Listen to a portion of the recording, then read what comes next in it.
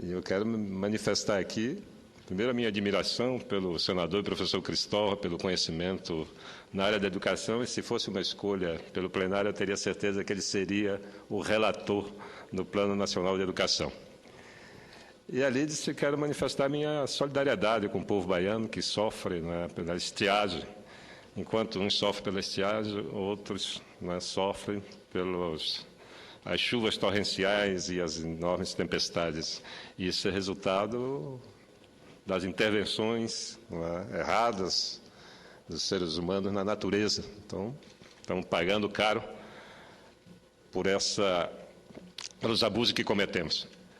Mas, senhor presidente, eu, na tarde de hoje, faria um discurso sobre uma situação escandalosa que vive no meu Estado.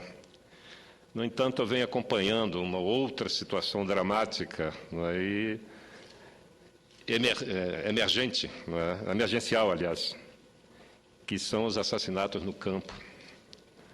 É impensável que um país como o nosso, a quinta economia do mundo, tenha que conviver com a violência, e principalmente com a violência contra as lideranças sindicais no campo brasileiro, assassinato de líderes e também de indígenas. E eu fiz aqui um levantamento para apresentar esse plenário e, no final, pleitear uma ação dessa casa para que a gente coloque o Brasil realmente no século XXI, num plano civilizatório. Eu tenho 2 casos aqui emblemáticos de violência no campo brasileiro. O primeiro é o assassinato e o segundo é uma ameaça de morte. Ambos dizem respeito à região norte, a minha região. Zona de conflito em razão da expansão indiscriminada e criminosa da fronteira agrícola. Mas não se trata de um fenômeno restrito a essa região, mas que assola o país inteiro, como veremos mais na frente. O primeiro caso, no Pará, nos municípios de Trairão e Itaituba, na chamada Terra do Meio, já conhecida por nós aqui, no final do ano de 2011. Este caso foi brilhantemente relatado na revista Época pela jornalista, escritora e documentarista Eliane Brum, ganhadora de mais de 40 prêmios nacionais e internacionais de reportagem. É autora de um romance e de 3 livros de reportagem, um deles sobre a coluna Prestes. Vamos ao caso. João Chupel Primo e Júnior José Guerra denunciaram o roubo de madeira no assentamento Areia, do INCRA, perpetrado por madeireiros do oeste do Pará. Ambos, brasileiros de bem, denunciaram a operação criminosa a pelo menos 6 órgãos públicos, federais e estaduais. Ao Instituto Chico Mendes, de Conservação da Biodiversidade, à Polícia Federal, à Secretaria-Geral da Presidência da República, ao Ministério Público Federal, ao Ministério Público do Pará e à Polícia Civil do Pará. Pelo menos 15 assassinatos já foram cometidos nesta região nos últimos 2 anos, seja por conflito pela posse da terra, seja pelo controle da madeira. Os criminosos chegaram a transportar, em um único dia, cerca de 3.500 metros cúbicos, o equivalente a 140 caminhões carregados de toras, com valor da ordem de $3.500.000. O IP é a madeira mais valorizada e muito procurada no mercado internacional. Basta dizer que as escadarias da Biblioteca Nacional de Paris a escadaria construída de IP.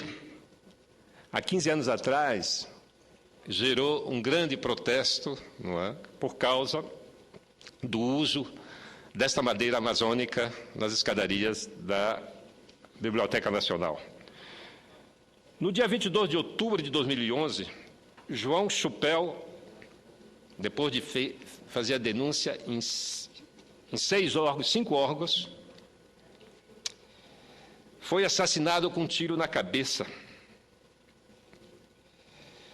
Júnior José foi obrigado a fugir, o seu companheiro, Júnior José, foi obrigado a fugir para não morrer junto com a sua família. Apesar dos fatos, Júnior José não foi aceito no programa de proteção de defensores dos direitos humanos. Tendo-se em vista de que nada adiantou, a pergunta que não cai calar é a seguinte: a qual órgão da República o cidadão deve recorrer para fazer novas denúncias? Enquanto isso, os criminosos continuam saqueando e desmatando a floresta com toda a impunidade. O segundo caso foi em Lábrea, no estado do Amazonas, em março de 2012. Ele está relatado em vários sites da internet, inclusive do exterior. Trata das ameaças feitas a Nilcilene Miguel de Lima, produtora e líder rural em Lábrea, no sudoeste do Amazonas, na fronteira com Rondônia. Em 2009, quando ela assumiu a presidência da associação Deus Proverá, os invasores de terra e ladrões de árvores começaram a ameaçá-la.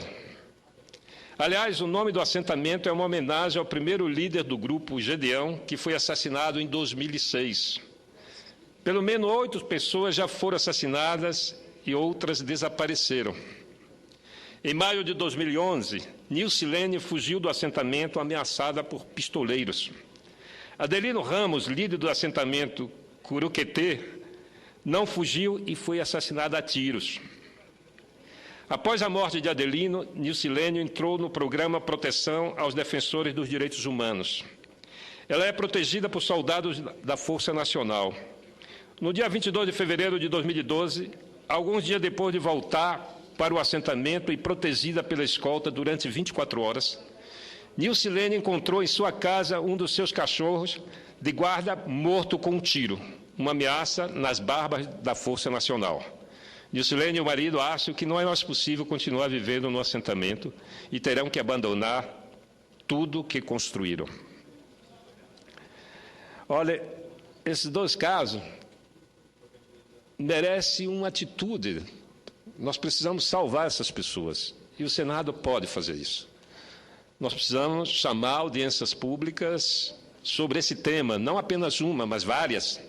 Trazer essas pessoas para que elas prestem depoimentos, para que a gente possa protegê-las, porque só a visibilidade pode garantir a proteção à vida dessas pessoas. Nós vamos ver, são centenas de casos que eu vou relatar, mas gostaria de passar a palavra ao senador Cristóvão. Senador Capiberibe, eu vou mais longe ainda ao afirmar que quando o senhor diz que o Senado tem que fazer alguma coisa, eu digo, se nós não fizermos, nós somos cúmplices com os assassinatos que vierem daqui para frente. Nós não poderemos ser acusados de responsáveis pelos assassinatos totalmente, nós não podemos ser responsabilizados, inclusive, de cúmplices, se fizermos aqui a defesa dessas pessoas.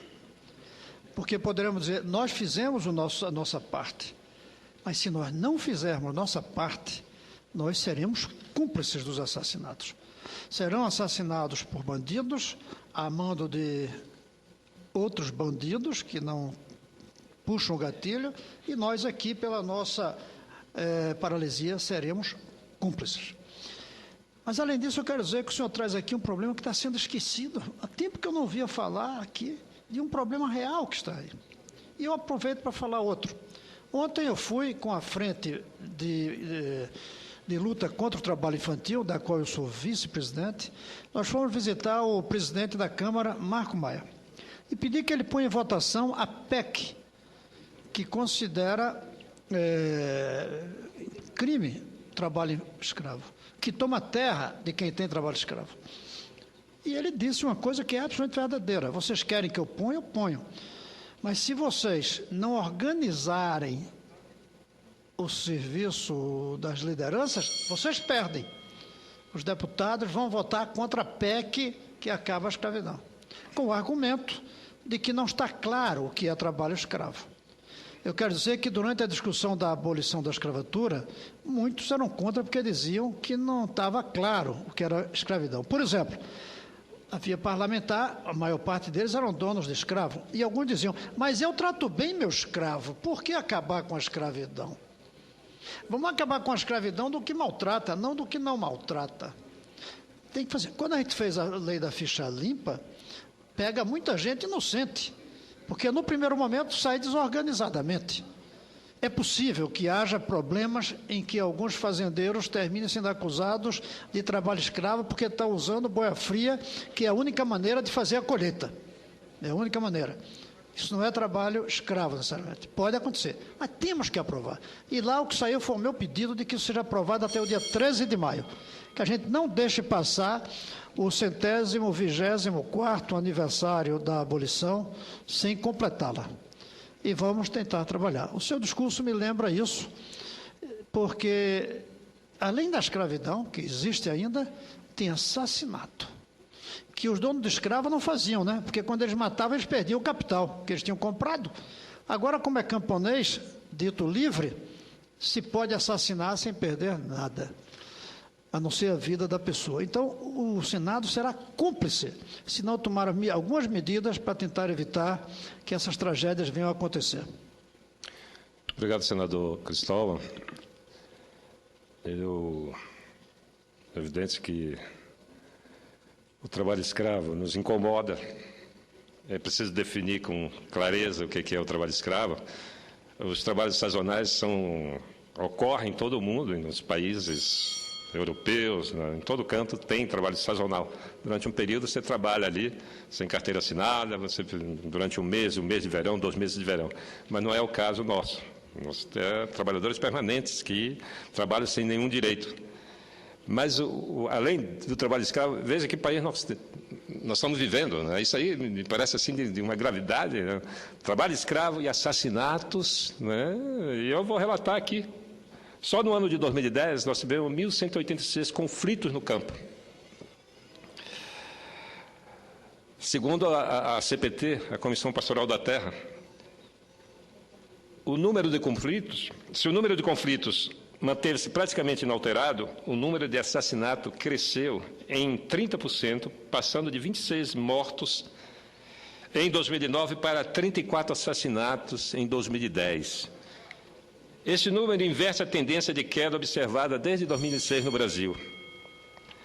Dos 34 assassinatos verificados em 2010, 30 mortes ocorreram em razão de conflitos de terra, 2 em virtude de conflitos pela água e 2 em conflitos trabalhistas.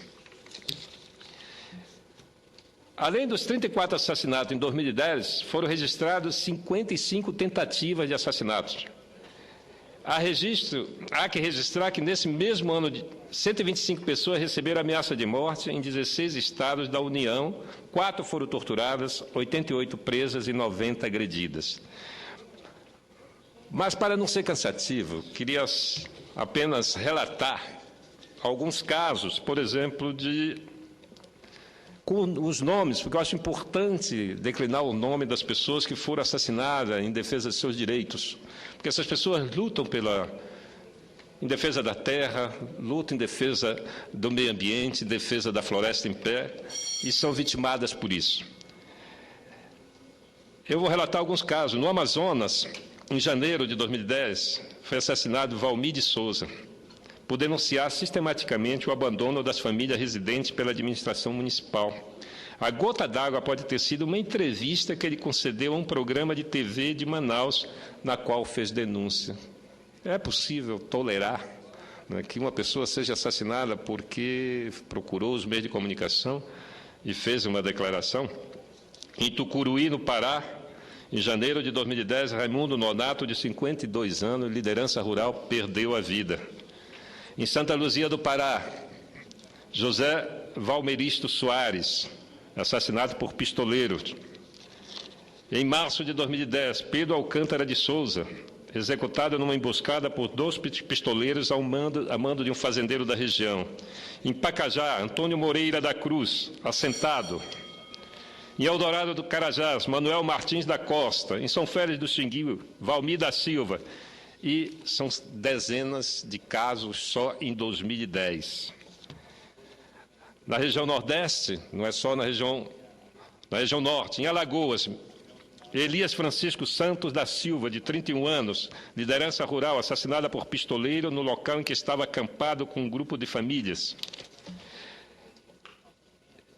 Em Cotegipe, Joaquim Ramos Santos, pequeno proprietário, assassinado por pistoleiro a serviço de um grupo de empresário conhecido como Os Americanos, interessado em comprar 150 mil hectares de terra na região.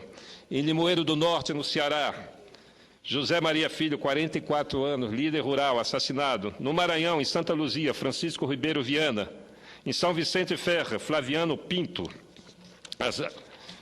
45 anos, liderança rural, assassinada. Em São Mateus do Maranhão, Elias Ximenes Ferreira. E por aí vai, na Paraíba, em Pernambuco, no Rio Grande do Norte, na região Sudeste, houve um assassinato no Rio de Janeiro. No Rio de Janeiro, a comunidade de Bahia da Guanabara, Márcio Amaro, pescador, um dia depois de protocolar documento na Petrobras denunciando a presença de homens armados no canteiro de obra do projeto destinado ao transporte de gás. Agora, vamos aos indígenas. Eu tenho aqui um relatório do CIMI, do Conselho Indigenista Missionário, que mostra o número de indígenas assassinados a partir de 2003. Em 2003, 42, em 2004, 37, em 2005, 43, em 2006, 58, em 2007, 92, em 2008, 60, em 2009, 60, em 2010, 60. De 2003 a 2010, foram assassinados no Brasil 432 indígenas. Como se não bastasse o longo genocídio praticado contra os povos indígenas no Brasil, desde a chegada dos europeus aqui, seguem sendo ceifados e assassinados. E agora chegou o presidente da Comissão de Direitos Humanos e certamente eu pedirei uma audiência pública, né, na Comissão de Direitos Humanos para que a gente chame essa pessoa. Eu tenho aqui, senhor presidente, uma lista de ameaçados de morte. Essa lista não deu tempo de fazermos o balanço do que aconteceu de 2010 para cá, mas nós vamos fazer o balanço para saber o que aconteceu com essas pessoas. É uma lista extensa, são mais de 100 nomes, são 125 nomes em 2010 de pessoas ameaçadas de morte que nós precisamos, alguma dessas, trazer aqui no Senado para que a gente possa criar, né, um sistema de proteção, de visibilidade pública para evitar o assassinato dessas pessoas. Com a palavra, senhor presidente da Comissão de Direitos Humanos. Senador Capibiribe, eu quero só responder a Vossa Excelência, que de pronto eu estou acatando o seu requerimento e Vossa Excelência pode ter certeza que faremos lá a audiência pública na linha da proteção justa, legítima desse povo que foram os primeiros a chegar aqui e, de repente, passa a impressão que eles é que são culpados de estarem aqui porque nós chegamos. Nós, eu digo, negros e brancos. Então, Vossa Excelência, conte comigo, sou parceiro, me considero um militante na defesa tanto do povo negro, como dos povos indígenas, como também de todos aqueles que são discriminados, como eu sei que é a linha de Vossa Excelência. Sou parceiro e estou do seu lado. Obrigado, senador Painho. Obrigado, senhor presidente. Eu queria finalizar dizendo que nós precisamos de um país civilizado, um país capaz de conviver com as diferenças. Nós precisamos construir isso. Para construir isso, nós temos que nos envolver. O Senado Federal tem que se envolver diretamente para impedir que isso continue, porque para nós, como a gente explica diante da opinião pública internacional a matança de tanta gente por razões, porque são líderes, na verdade estão matando a semente de qualquer processo de transformação e de mudança, porque estão ceifando a vida das lideranças rurais, dos líderes indígenas, daqueles que lutam por causas coletivas. Era isso, senhor presidente.